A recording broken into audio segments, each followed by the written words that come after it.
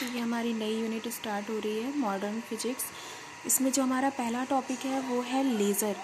ठीक है, तो लेज़र पढ़ने से पहले लेज़र हमें कैसे मिलता है ये हमें पढ़ना पड़ेगा। उसके लिए हमें कुछ जो एटम होता है उसका इंटरनल स्ट्रक्चर पढ़ना पड़ेगा कि उसमें जो इलेक्ट्रॉन होते हैं, क्योंकि लेज़र कुछ नहीं होता, ये एक हाई इंटेंसिटी की मोनोक्रोमेटिक क्या होती है, लाइट होती है। ठीक है, तो ये अभी हम आगे देखेंगे कि लेज़र की फुल फॉर्म क्या होती है और इसको कहाँ कहाँ पे यूज़ करते हैं, क्या एप्लीकेशन होते हैं। बट उससे पहले हमें क्या पढ़ना है कि लेज़र हम कैसे प्राप्त करते हैं, क्या क्या प्रोसेस होती है जिससे हमें एक किसी एटम के अंदर क्या क्या प्रोसेस होती है जिससे हमें लेज़र मिलता है। ठीक है, तो लेज़र पढ़ने के लिए हमें थोड़ा इंटरनल स्ट्रक्चर में जाना पड़ेगा। ये देखिए मैंने बनाया हुआ है, बीच में मैंने न्यूक्लियस बनाया हुआ है। ठीक है, और इसके आसपास मैंने ये 3 ऑर्बिट बनाए हैं जिनकी E1 E2 E3 मैंने क्या लिया है, डिफरेंट इनकी कुछ डेफिनेट एनर्जी स्टेट है।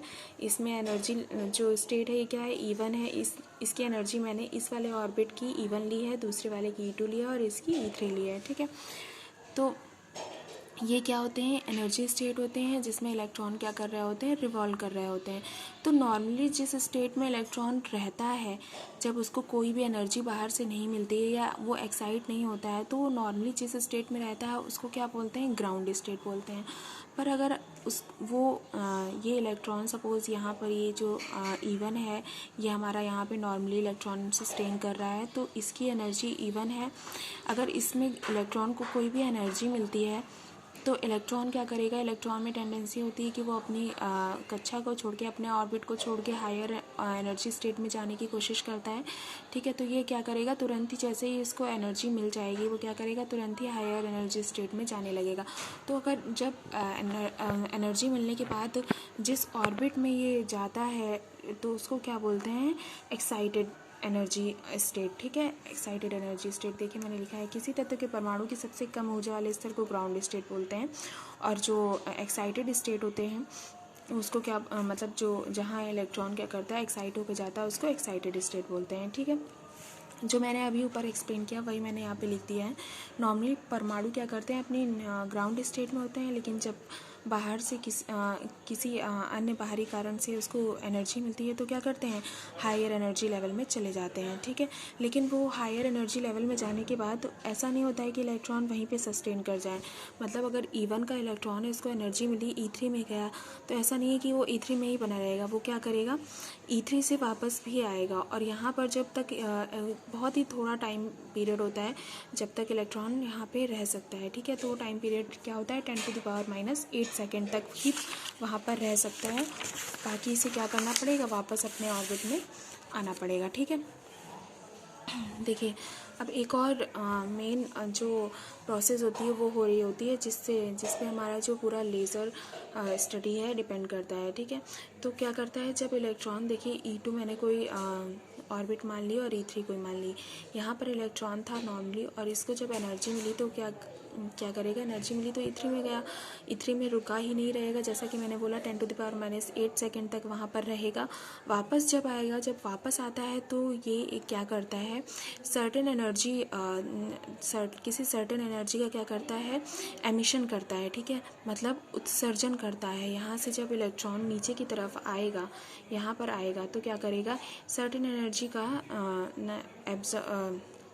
एमिशन करेगा। ठीक है, तो देखिए क्या होता है, जब निम्न ऊर्जा अवस्था में लौटता है तो दोनों अवस्थाओं के ऊर्जाओं के अंतर के बराबर ऊर्जा का फोटोन का उत्सर्जन करता है। ठीक है, तो जब इन दोनों का जो भी डिफरेंस होगा एनर्जी में, उतने ही एनर्जी का यहाँ पर क्या करेगा, इलेक्ट्रॉन जब इधर से इधर तक वापस आएगा तो क्या करेगा, एमिशन करेगा। ठीक है, परमाणु क्या करेगा, यहाँ पे एमिशन करेगा।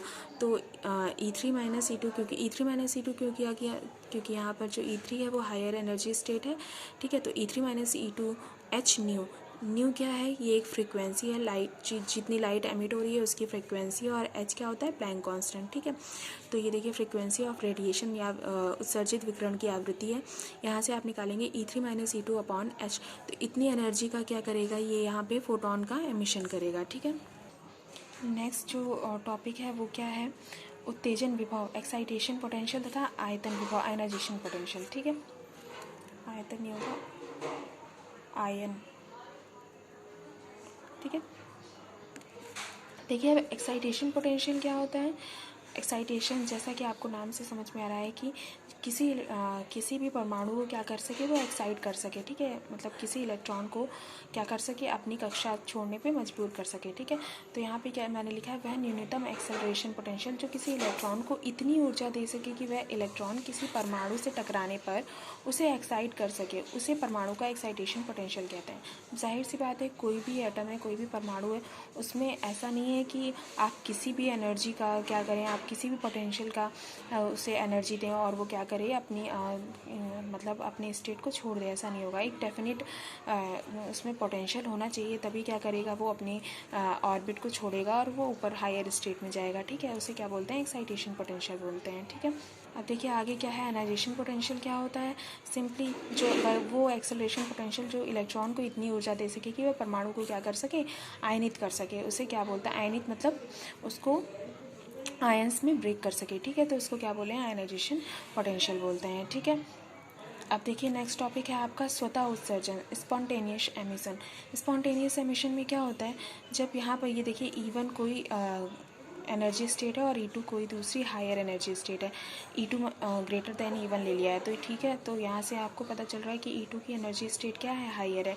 तो जब इलेक्ट्रॉन यहाँ से यहाँ जाएगा तो क्या करेगा, कुछ एनर्जीज़ को मिलेगी, तभी ये अपने ऑर्बिट को छोड़ेगा। बट जब यहाँ पर इलेक्ट्रॉन पहुँचेगा और वापस आएगा तो क्या करेगा, सर्टेन अमाउंट ऑफ एनर्जी का फोटोन क्या करता है, रिलीज़ करता है, ठीक है। और ये प्रोसेस स्वतः हो रही हो, स्वतः मतलब कहीं से कोई भी बाहर की एनर्जी इसको ना मिल रही हो, ठीक है। तो स्पॉन्टेनियस, तो इस वाली पूरी प्रोसेस को क्या बोलते हैं, स्पॉन्टेनियस एमिशन, ठीक है। मैंने यहाँ पे लिखा हुआ है जो मैंने आपको समझाया है, ठीक है, कि उत्सर्जित प्रकाश की आवृत्ति दोनों ऊर्जा स्तरों की ऊर्जा के स्तर के अंतर पर निर्भर करती है, ठीक है। वही अभी मैंने जो बताया E3 minus E2 equal to hν। Photon का यह उत्सर्जन स्वतः उत्सर्जन कहलाता है, ठीक है। तो एक कंडीशन होती है यहाँ पे कि स्वतः उत्सर्जन में उत्सर्जित फोटोन एक दूसरे के समान कला में नहीं होते हैं, ठीक है। समान कला में मतलब जैसे ही यहाँ पे इसको एनर्जी मिली, वैसे ही क्या करेगा, ये फोटोन को उत्सर्जित करेगा। तो ये जो फोटोन होंगे ये सेम फेज़ में नहीं होंगे, ठीक है। इसमें कुछ ना कुछ क्या होगा, फेज़ डिफरेंस होगा। अब एक और दूसरा प्रोसेस होता है स्टिमुलेटेड एमिशन। स्टिमुलेटेड एमिशन क्या होता है, स्टिमुलेटेड एमिशन में क्या हो रहा था कि देखिए अभी जो हमने स्पॉन्टेनियस एमिशन पढ़ा, स्वतः उत्सर्जन, उसमें क्या हो रहा था, वो पूरी प्रोसेस स्वतः हो रही थी, ठीक है। इसमें हम कोई बाहर से एनर्जी नहीं दे रहे थे। लेकिन अगर आप चाहते हैं, मतलब अगर आपको जो एमिशन है वो उसकी स्पीड तेज करनी है या किसी कारण से आपको एनर्जी देनी ही पड़ रही है किसी परमाणु में, तो क्या होता है कि हम उसे बाहर से एनर्जी दे करके भी उसमें क्या करा सकते हैं, एमिशन करवा सकते हैं, उत्सर्जन करवा सकते हैं, ठीक है। अगर किसी परमाणु में स्पॉन्टेनियस मतलब स्पॉन्टेनियस तो होता ही है, आप उसमें क्या कर सकते हैं, स्टिमुलेटेड भी करवा सकते हैं। स्टिमुलेटेड मतलब कि बाहर से अगर आप एनर्जी देंगे तो उसमें क्या होगा, और जो इलेक्ट्रॉन होंगे वो क्या करेंगे, अपनी कक्षा को लीव करेंगे, ठीक है। तो वही मैंने लिखा है। देखिए परमाणु से केवल स्वतः उत्सर्जन नहीं होता है, बल्कि परमाणुओं में उत्सर्जन प्रेरित भी किया जा सकता है, ठीक है। तो जब किसी डेफिनेट वेवलेंथ की लाइट परमाणुओं पर डाली जाती है तो परमाणु द्वारा प्रकाश उत्सर्जन की क्रिया में तेजी आ जाती है, ठीक है, वही जो अभी मैंने एक्सप्लेन किया। और परमाणु तुरंत निम्नतम ऊर्जावस्था में आ जाता था तथा ठीक उसी आवृत्ति के 2 प्रकाश फोटोन का उत्सर्जन करके अपने ऊपर आपतित प्रकाश को स्टिमुलेट कर देते हैं। स्टिमुलेट को हिंदी में उद्दीप्त बोलते हैं, ठीक है,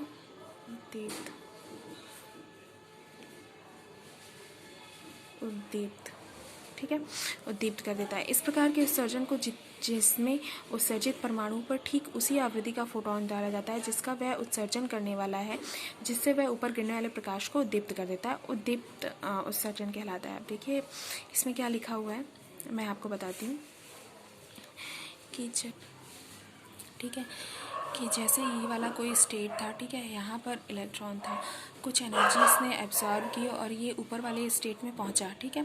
तो अगर आप बाहर इसमें स्टिमुलेटेड एमिशन होगा तो ये क्या करेगा कि बहुत ही जल्दी क्या करेगा, ये पूरी प्रोसेस बहुत, इसमें क्या हो जाएगा, बहुत स्पीड होगा। लेकिन यहाँ पर ऐसे ही कोई भी लाइट आप उस पर क्या करेंगे, उस पर नहीं डाल सकते। एक डेफिनेट वेवलेंथ की लाइट होनी चाहिए, ठीक है, जो यहाँ पर परमाणुओं में पड़ेगी और वो क्या करेंगे, ये पूरी प्रोसेस करेंगे, ठीक है।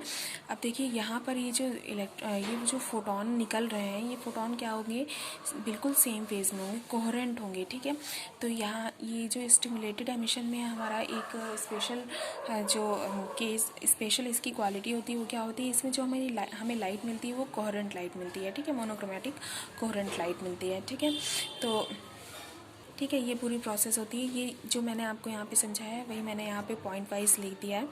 देखिए, अगर आप डायग्राम से समझना चाहते हैं तो आप देखिए, ये मैंने 3 डायग्राम बनाए हुए हैं। बिफोर एमिशन मतलब अभी क्या हुआ था, एमिशन नहीं हुआ था, मतलब यहाँ पर जो लाइट का एमिशन नहीं हुआ था। अभी ये लाइट आपने यहाँ बाहरी लाइट डाली थी और ये इलेक्ट्रॉन क्या हुआ था, अपने हायर एनर्जी स्टेट में गया था।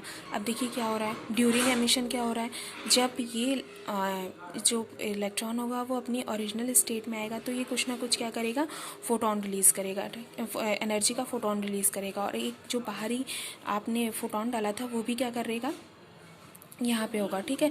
तो यहाँ पर देखिए, एक जो फोटोन बाहरी का, ठीक है, तो आफ्टर एमिशन क्या होगा, एक ये वाला फोटोन होगा और एक जो फोटोन जो यहाँ पर E2 से E1 आने में एमिट होगा वो होगा, ठीक है। और ये दोनों फोटोन क्या होंगे, सेम फेज में होंगे, मतलब कोहेरेंट होंगे, ठीक है। नेक्स्ट टॉपिक क्या है, पॉपुलेशन इन्वर्जन या पंपिंग।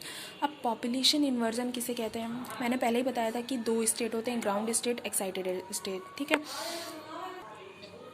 ठीक है, ग्राउंड स्टेट होता है, एक्साइटेड एनर्जी स्टेट होता है। तो कुछ ना कुछ, ठीक है, तो कुछ ना कुछ इलेक्ट्रॉन एक्साइटेड एनर्जी स्टेट मतलब हायर एनर्जी स्टेट में भी होते हैं, ठीक है, और कुछ ग्राउंड में ही होते हैं। तो यहाँ पर जो कुछ इलेक्ट्रॉन होते हैं, जब यहाँ पर एनर्जी मिलेगी यहाँ पर परमाणु को, तो क्या करेगा, अपने ग्राउंड स्टेट को छोड़ के एक्साइटेड एनर्जी स्टेट में जाएगा, ठीक है। तो जब लगातार ये प्रोसेस होती जाएगी तो यहाँ पर लगातार जो परमाणु होंगे वो लगातार एक्साइटेड एनर्जी स्टेट में जाते रहेंगे और कुछ परमाणु यहाँ पर पहले से हैं, तो यहाँ पर जो संख्या होगी वो क्या हो जाएगी, परमाणुओं की संख्या एक्साइटेड एनर्जी स्टेट में ज़्यादा हो जाएगी, ठीक है। इसी को क्या बोलते हैं, पॉपुलेशन इन्वर्जन। पॉपुलेशन इन्वर्जन किसको बोलते हैं, जब परमाणुओं की संख्या एक्साइटेड एनर्जी स्टेट में ज़्यादा हो जाती है ग्राउंड स्टेट से, ठीक है, उसको क्या बोलते हैं, पॉपुलेशन इन्वर्जन बोलते हैं। और पंपिंग सिंपली यही प्रोसेस होती है, जब जो परमाणु होता है ग्राउंड स्टेट से एक्साइटेड एनर्जी स्टेट में जाता है उसको क्या बोलते हैं, पंपिंग बोलते हैं, ठीक है। तो जो मैंने यहाँ पर समझाया है वही यहाँ मैंने लिख दिया है 2 पॉइंट्स में, ठीक है।